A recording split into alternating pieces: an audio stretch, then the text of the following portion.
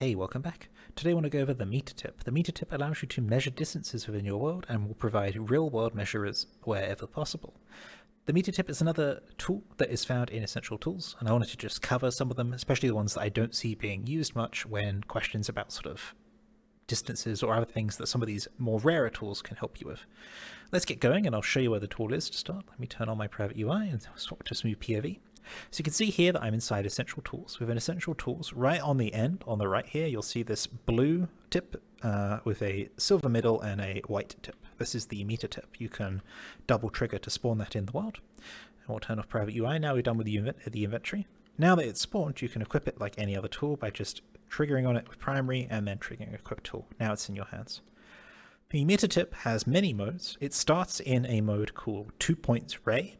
And what that means is you can shoot between 2 points. If I wanted to measure this doorway or archway here, I can shoot the corner there, and I can shoot the corner there, and it will give me a measurement, and this is 5.3 meters. Let me fly in closer so you can see that. 5.3 meters, there you go. You can do this between any object in the world. So again, here I wanted to measure from the table to the wall, I can do that. That's 4.69 meters, etc. I can do from the ceiling to the floor, all sorts of stuff like that. It's useful for seeing, how real world scale your things are. For example, most doorways in at least most parts of the world are about 2 meters tall. It varies depending on state, if you're in America, and country, if you're anywhere else, about what the regulations is, but like 2 meters tall is usually how big a doorway is, for example. So it's useful to see if, any avatars are going to bump their heads when going through your doorway. There are other modes that the meter tip has, which make it a lot more easier to use, and I've just found them today. Actually, I'm using the meter tip a while, but I didn't really look at the other modes just through lack of using them, really. So if you open up the context menu, you can change the modes here. I'm going to change the mode here from ray to perpendicular. This one functions more like a laser rangefinder that you might see in the real world, whereby if I just shoot this wall, it will draw an instantaneous line to wherever it hits next. So you see here, it missed the actual corridor here. That's just the angle I shot it at, but it managed to hit this sloping wall as it came into the thing here. If I go deeper into the hallway here and I shoot it, we should get about the same, 5.3. Yeah, 5.3. So I found that super useful when measuring floors and ceilings, for example, especially when I don't want to take my tip up there. Occasionally when you're moving a tip around as well, you'll end up with a slant or an offset. Whereas if you just shoot here, it's at least a straight line up, and you can see, hey, that this corridor is 3 meters tall. Now there is also another mode. The other mode is drag. Drag is useful if you've got an object and you want to just kind of drag along it. So for example, if I wanted to measure one of the faces of this table, I can click here, and then I can just drag along in a straight line to here, and then we get the measurement 1.5 meters. So there you go, that's drag. That's the last mode, and it goes back to ray, but there's also this option down here, which is 2 points or multiple points.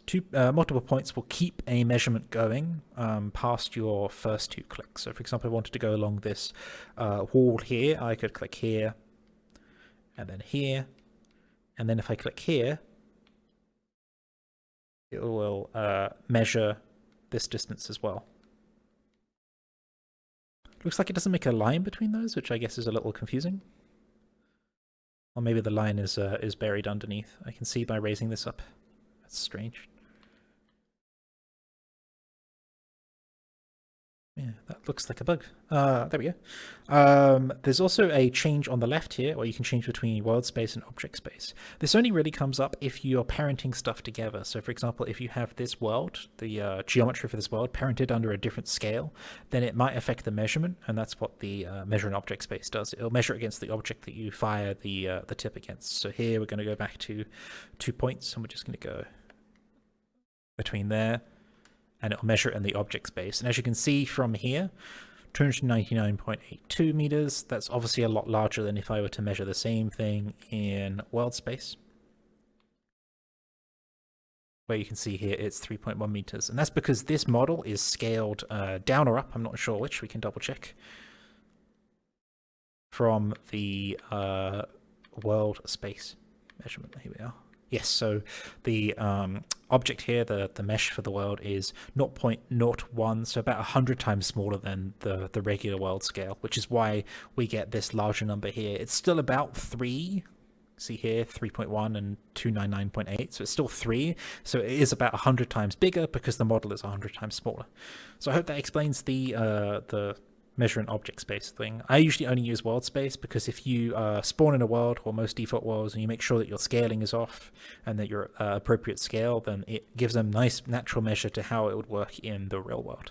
This doesn't come up a lot in sort of digital creations such as games and chill out worlds like that, but it does come up a lot in architectural worlds and also in scientific applications. Like you want to know what's the distance between these two objects because you're doing some sort of experiment or learning objective between those two distances. Or in architecture, it's like, hey, is this actually like realistic? So I've been working with a few people on sort of, mocking up real world buildings in Neos, and we want to know that, it's at the right scale. So we just take a measurement, say the door height, like I mentioned, and see if that's right. Because if that's right, then we know that the majority of the model should be okay. That's really all there is to it about the meta tip. I'm going through the tooltips and gradually making tutorials for each of them such that you don't have a tool within the inventory that you don't know what it does. So I hope this helps. I'll see you next time.